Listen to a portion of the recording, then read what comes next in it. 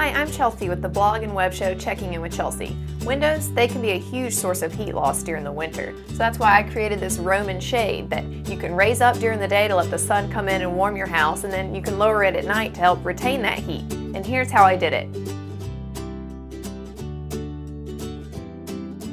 First, lay out the fabric that will become your Roman shade.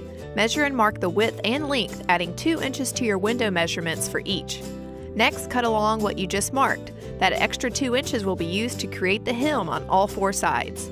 If you don't own a sewing machine, use 3/4 inch no-sew hem tape to create your hems with a clothes iron. First, fold a 1/2 inch of fabric along one side and iron to create a crease.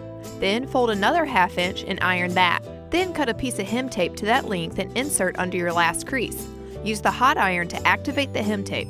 Repeat for the remaining 3 sides. Of course, if you have a sewing machine, you'll still want to fold and iron a crease before stitching the hem. Once your curtain panel is hemmed on all 4 sides, lay it out on your work surface. Then fully extend your cheap vinyl blinds and lay them out on top. You'll want to cut the ladder type strings that hold the blinds in place, but not the thicker cord that runs in the middle of the vinyl slats.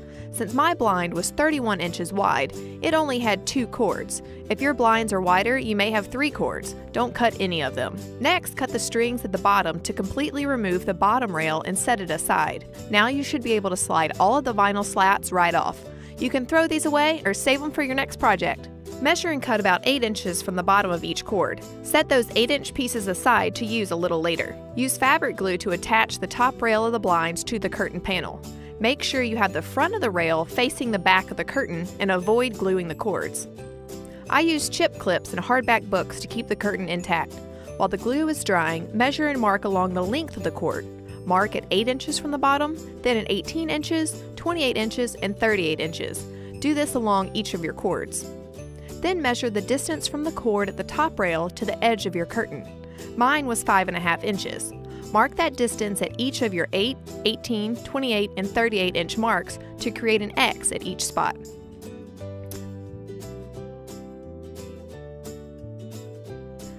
Now, using clear thread or a color that coordinates with your fabric, sew a plastic ring on the back of your curtain at the top 6 X's. Don't sew rings on the bottom X of each cord. To attach the bottom rail, pop out the plastic plugs on it and feed an 8-inch piece of cord that we cut earlier through the hole. Tie a few knots to secure a plastic ring. Cut the excess string and pop the plug back on.